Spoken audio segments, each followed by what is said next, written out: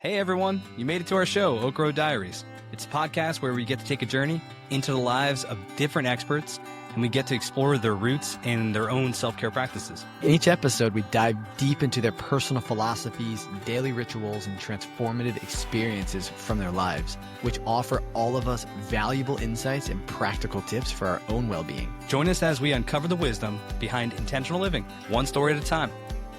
Welcome back to Oak Road Diaries. In part 2 of our conversation with Whitney Sankovsky, we go deeper into what it means to live in alignment as a parent, whether you're a mother or a father navigating the responsibilities of everyday life. Whitney shares more on reconnecting with intuition, managing our everyday stress, and creating space for personal growth while still being present for your family. We also explore how fathers can engage more intentionally in their own self-care and emotional awareness, something that is often overlooked in our current society. This part of the conversation focuses on integration, how to actually apply these ideas in real life and build a more grounded, intentional family environment. So take a deep breath with me, settle in, and join us. This is where the story continues. It doesn't matter what strategy you try to give the family, or the parents and babies need to be connected. And I need to be connected. We all need to be connected. That's really the foundation for which learning can occur. I actually get really excited when fathers come to my classes. And sometimes, sometimes it's just mom. Sometimes mom and dad come together with baby. And then sometimes it's just dad. And I love it. I love when fathers come to classes because I think that it gives them an opportunity to be with their infant one-on-one. It gives them an opportunity to learn some tools that they can use to help comfort and soothe baby, but also help baby feel better in their body, doing the massage and the stretches. And and so that can be just that's a really powerful connection point for fathers who may not feel as connected as mom does with baby, because mom's connected with baby the second that baby's conceived. They're one, Of right? course, sure. So Yeah. Is this yeah. generally for, in your experience, your clients, customers, I don't know what you call them, are they typically first-time parents, first-time babies? Yes. Okay. Yes. Okay.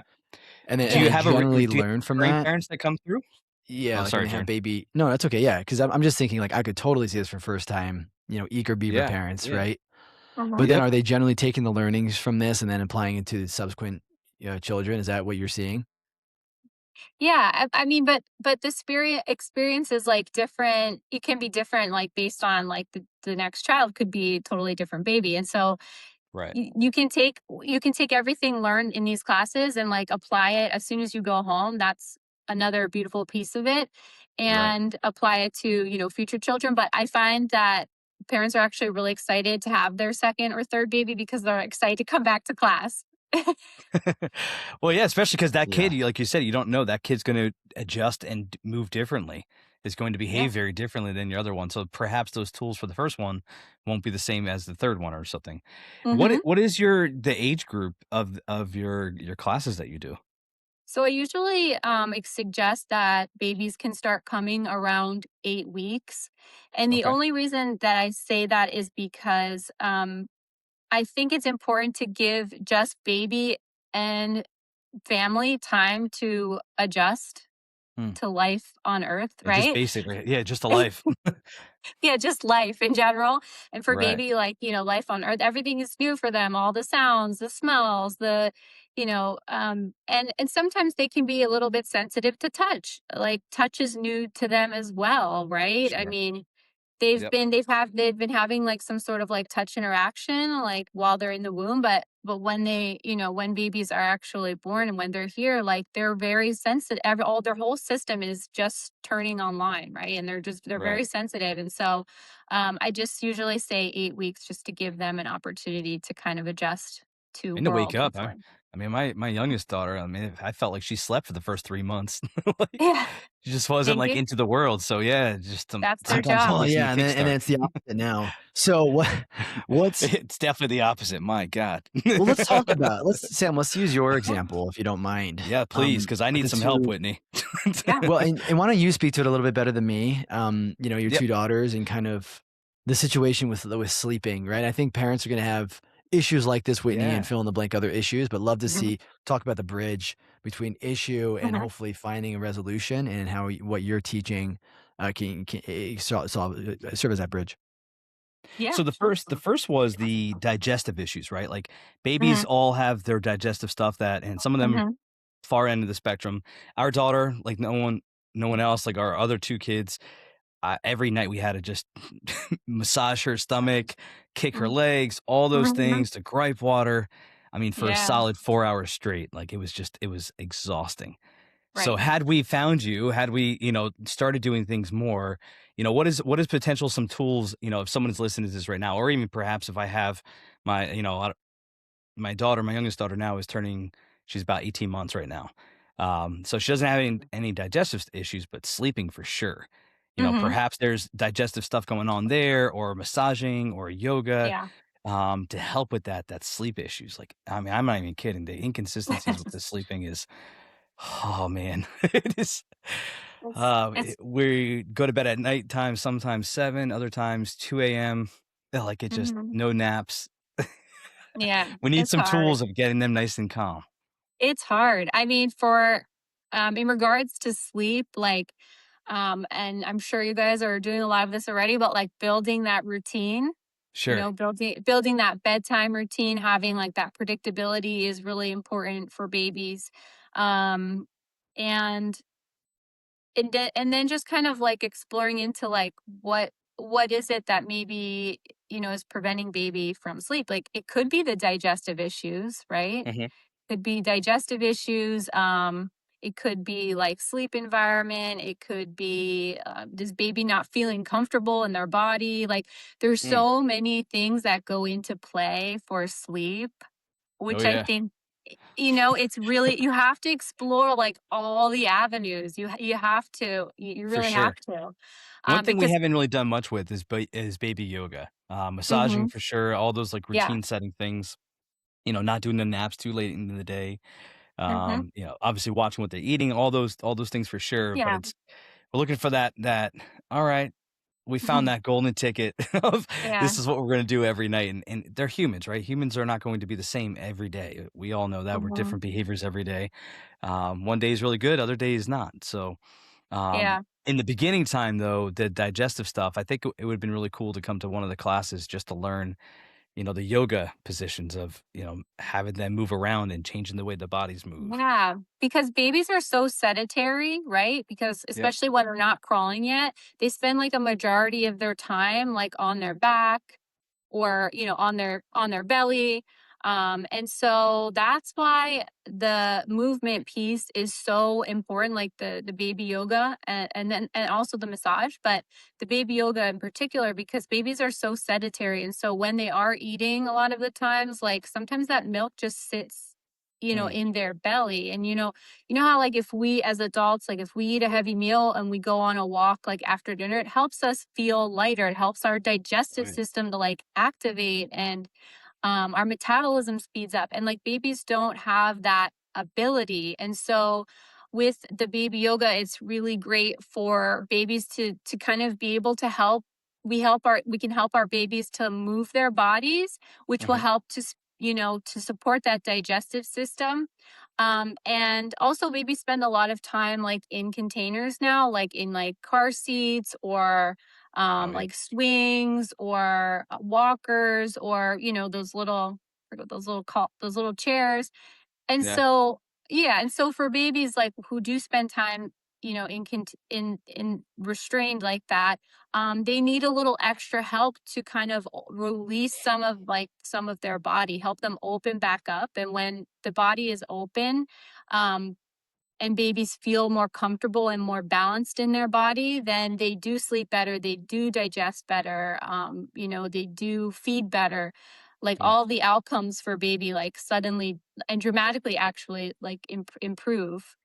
And so that's why I think what Yeah. it's so important for parents to like get down on the floor with baby and help baby to move their body. For sure. Yeah, obviously, it's gonna help with that connection piece, right? Mhm. We see it in other developmental things where the parents, if they're standing upright, talking down on the kid, they're not really connecting in that way. Oh Um, yeah, gotta get gotta get to down their on that level. floor, make that Yep. eye contact.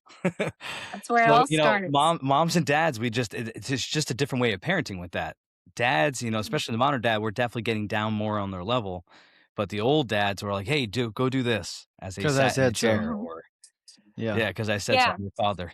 So So what are yeah, some things, practical, right? Like not everybody, yeah. majority of people who are listening to this do not live in the Lehigh Valley, nor are they Mhm, gonna probably ever go to the Lehigh yep. Valley and have the mhm. blessing of working with you. So Mhm. what Yeah. what could they what could they do, right? I just had a baby, I'm dealing with this stuff. You said, I go for a Mhm, walk. Pretty normal for us to go for a walk and take our baby for a walk, but again, baby's just sitting there in the stroller. It's And in the so container, yeah. what are the Yeah. little walks, right. if you will, the movements that we can do that you recommend? Sure. Well, the first thing I would say, like, just something that you can just even do even before you start to like move baby to just like get connected with baby, like, Mhm. like first thing going in, because we need to connect and like have a good relationship, a trusting relationship with baby so that they feel comfortable for us to like go in and move, manipulate some of their body and like guide them through different poses. So what you could do is you could put baby down on the floor, you could get down on baby's level, make sure baby's not restricted, no swaddle or anything like that, just totally unrestricted on the floor, get down face level with baby. And then you can practice what they call like serve and return. And Mhm. so what that looks like is if so you're just gonna really tune into baby. This is a great one Put away the also. phones, turn off the TVs, Yeah, guys. yeah, absolutely. Yeah, put the phone away. Yeah, get Yep. really tune in to baby, and just watch to see what baby does. So, for example, if baby's babbling, what you'll do is you'll acknowledge that, and then you're gonna Oh, return that acknowledgement by either maybe mimicking baby back. So, if baby babbles, you're gonna babble back to them, okay. right? Um, if baby kicks their legs, then you'll take baby's legs and maybe start to do a little bicycle with them. So baby's like Mm, kind of initiating with you and you are returning that that communication. okay. Um and just in doing that, you're starting to build that connection with your baby. You're starting to practice like reading and responding to baby's cues. You're able to better tune into baby's body when you're practicing this. And it doesn't take any, I mean, you don't need to buy anything fancy.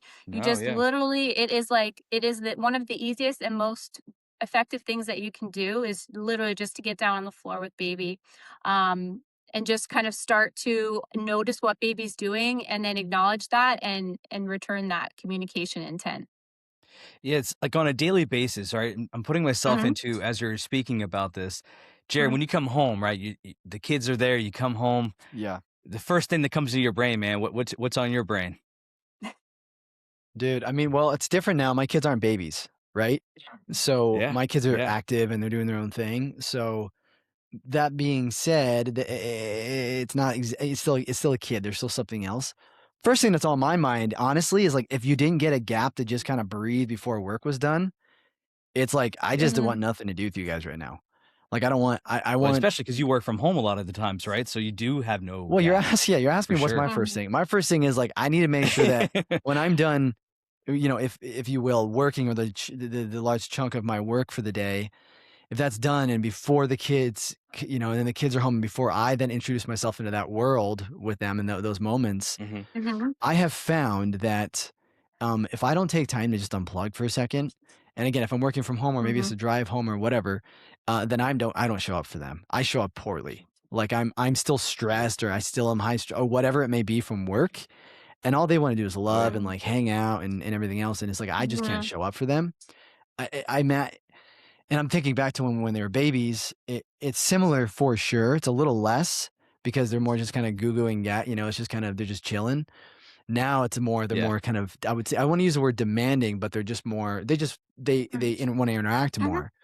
But anyway, so mhm, mhm, I think, I think really it's like you just said. I remember though when they were babies, we would spend a lot of time. Again, this is kind of the holistic, just the vibe that we had anyway. But we would spend time mhm. obviously on the knees with them. We were putting them on their bellies like way early, trying to strengthen their necks. Yeah. Yeah. Yeah. Making sure they were Oh moving. yeah. Our kids Mhm, were walking. I think all of them were walking at like 9 to 10 months. I mean, Yeah. they were mhm, Super all early. just like, and that's just because we were like constantly with them doing that kind of stuff.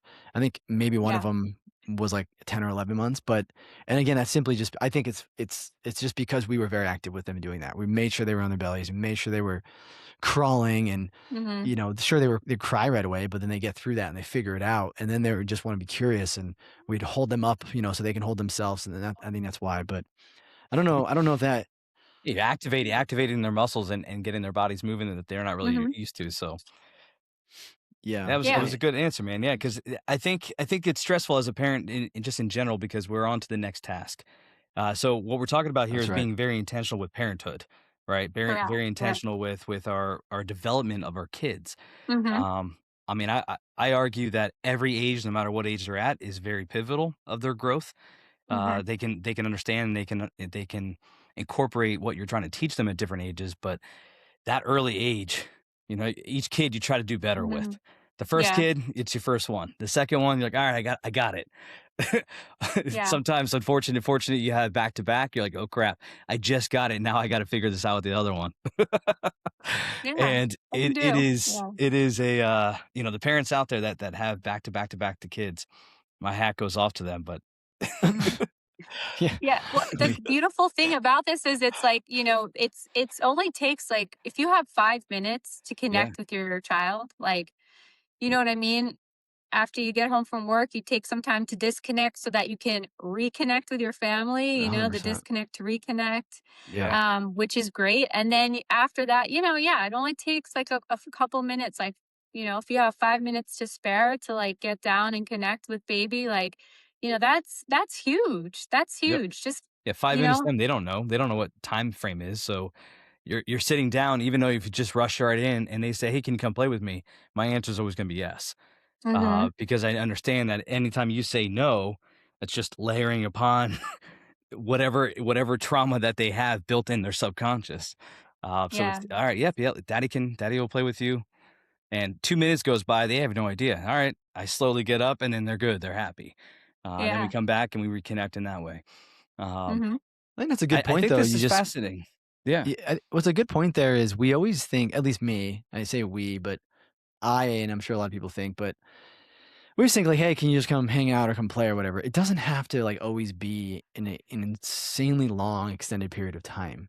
And I think hmm that may be what overwhelms us. Like you just said, Whitney, it could take 3 to 5 minutes. Like hmm spend a little bit of time with them, make sure they're moving. Just Yeah. it's the consistency that matters, right? And if it's just a little bit Correct. every day, Right. that Right. builds, that compounds. Absolutely. Yes. Absolutely. Yeah. Okay. So when it comes to different genders, moms versus dads, Mhm.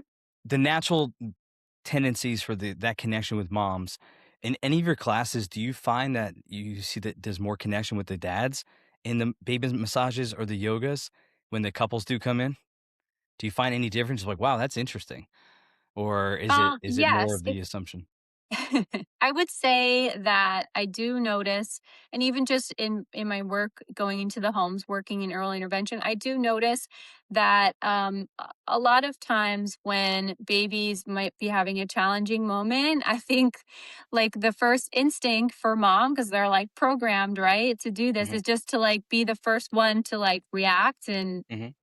you know, take baby. Um, or sometimes if dad is with baby and they're not sure what to do. Like, they're Right. like, I don't know, here, like, This is an alien. mom, I don't know what to do with yeah, this. yeah, they're just not sure. Like, I get it. Like, they're just like, oh, I don't know, here you go. Um, and so yeah, and so, moms they just have this special maternal instinct, right? They have the breast, so baby goes back and fees, and sometimes that can, that can solve the situation, Sure. and so sometimes, there's just dads they just may feel like they don't have that same like special power or the tools. And so that is another reason why these classes are so special in the communities, because it does give dads some of the tools to like kind of connect with baby on a deeper level. And then, when babies are more connected to their caregivers, they feel safer. They're able to like respond, caregivers are able to respond more effectively.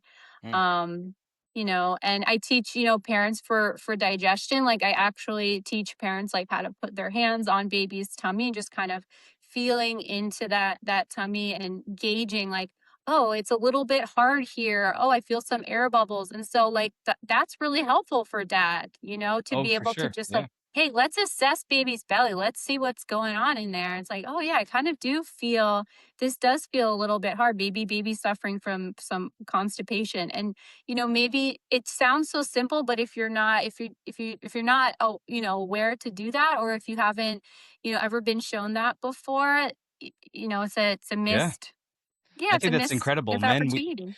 When we see a problem, our initial thing is the solution. So that's a problem, right? If they don't Hmm. know that's hard, they think that's Yeah, normal. I think that's huge. That okay, that husband, that father is going to step in and be like, all right, I gotta fix this. yeah, right. And then they I can, want to learn yeah. that tool. And they can then Yep. assess like baby's tummy. It's like, oh, it's maybe baby's having a little constipation. Like, and now I know now I have the massage strokes to do that, Yep. right? So Yep. now I'm going to go in and Exactly. I'm going to start massaging baby's tummy, and that could provide baby with a little release and relief. And Sure.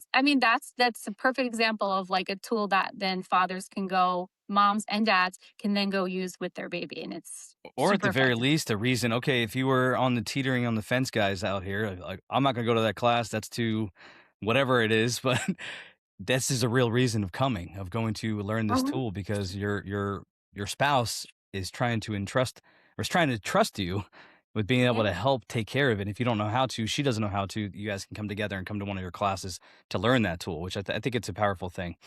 Um, Yeah. what we like to do at towards the end, we're gonna respect your time here. We're gonna keep it short, okay, Whitney?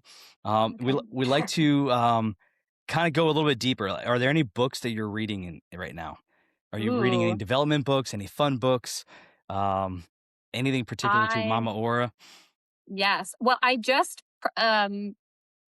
started to read, and I'm just in the very beginning stages of it, and I can't believe it's taken me this long to start it. But I've just started to read "The Body Keeps Score." Body Keeps Score. Okay. I've heard of that one. Yes. I've never read it though. I'm with you. I can't believe I haven't read that yet. Yeah, Seriously though, it's been man. on my list Yeah. for so long. For the Yeah. love, No, dude. it's been on my list for so long too. Actually, it, like, kind of ties in to, kind of all that we've talked about today. Oh But yeah, we haven't even talked about you the know, fascia, right? How your body y- contains and retains the information through fascia. being that the body can store, Yeah. um, the body can store, memories and experiences. And not to go off on a little tangent, but something that is a pet peeve of mine when parents say like, "Oh, they won't remember." I'm like, "No, They they will. will. Their brain might not remember, but their body will." Oh Yeah, they man. store it, right? All the anger, all the yelling, all that stuff, like, it just you see your kid tense up, things like that, Yeah. and as I've gone in down this holistic approach of life, um, that part itself is that I don't wanna yell, I don't wanna do that because I don't want anything stored up in these precious little kids. Oh man. As much We as you Mhm. can. Obviously, you can't protect everything, but, like, man, we're you try. Yeah. well, it's hard, and we'd be a chain breaker, Sam and I, right? Because we are, Mhm. particularly our mom, who really was with us most of the time. I mean, she Mhm. had 5 kids. Like, by no means am I saying any of this to cast any shade whatsoever, Yeah. but she often raised her voice, right, to just kind of get her point across. Mhm. So it is for sure something that I struggle with when it comes to a Mhm. certain point where I am just even from the beginning, my kids are like, I've got 4 and they're age 7 to 12. And, Mhm. we really worked on, and again, part of the whole child-led business, it's the whole love and logic. I'm sure you're familiar with that, everything. So that's kind of, that Mhm. was our discipline philosophy that was our foundation, really. I would say for really discipline and raising the kids, just love and logic and Yeah. choices and consequences of choices. That works, and we still do that a lot, but sometimes I will still find myself going back to, I would say, probably more what's natural in nature for me, which is unfortunate because I'm really trying to break that. It's not like it's all the time. It's just like, Mm-hmm. depends on how stressed Mhm. I am. And there's multiple things like, Yeah. and it's usually always external. It's usually something external that's happening outside of the kids. Kids are just doing what they're doing. That's fine. But it's usually Yep. something Mhm. else. And if they catch me in the right moment and they're not flowing with the love and logic, then I lay down the hammer and that gets them Mhm. going, but I know it's not the right way to do it, candidly. Gets the people going. You know what I Yeah. mean? So it's like, anyway, go ahead. But basically what I'm trying to say is I know that, and some of them respond differently to that, than other ones. Some of them like straight up shut down, and it could be like the whole day just by raising the voice a little bit, And I Mhm. think it's interesting when you say, they remember, or they'll keep the tension of that, right? And that's like, candidly, that's like a Mhm. hit in the gut to me right now in a good way, to be like, dude, just like, it's Right. never okay to do that. Yeah, Yeah. like it definitely has helped me. Ariel, my wife, has talked about this. Either she's read the book, or maybe perhaps come to one of your classes with the babies, Mhm. or with Dr. Leah, where your classes were at. You guys might have talked about that, and she herself realized all the fascia through massages and things like that. Mhm. And it definitely hits, like you said, Jared, a gut, right? The first kid, I didn't have these tools. So, Logan, I'm very Mhm. sorry. The other two kids, as you're building upon those tools, it's you hope that you're doing better. And I think just by having this course. platform, just showing, number one, dad's a safe space that, hey, it's okay to do this. It's not all about the mom's Mhm. work. Mhm. The modern dad is, we're supposed to be there. We're Mhm. not out there hunting animals and trying to survive for our family, majority of us. So Mhm. therefore, we can balance that out by helping out with our children and raising them, and actually raising them to be both by two parents, by a mom and a dad, because they both bring on their own skills. Um, Absolutely. um, Mm. but we appreciate your time with us today. Thank you. Thank you so much, you guys, for having me. Yeah. This has been great. Thank you so much for joining us on this episode of Oak Road Diaries. We really appreciate you, and we really, really do hope that it added even the tiniest bit of value to your life. If you felt that the conversation resonated with you, we invite you to share it, because you really never know who needs to hear this today. You can find more tools for intentional living and the 7 pillars of transformation at thehappyatrium.com, or connect with us on our socials at thehappyatrium. We'd love to see and interact with you there. Until next time, keep tending to your inner child, one breath, one step, and one story at a time. Take care, and we'll see you down the road.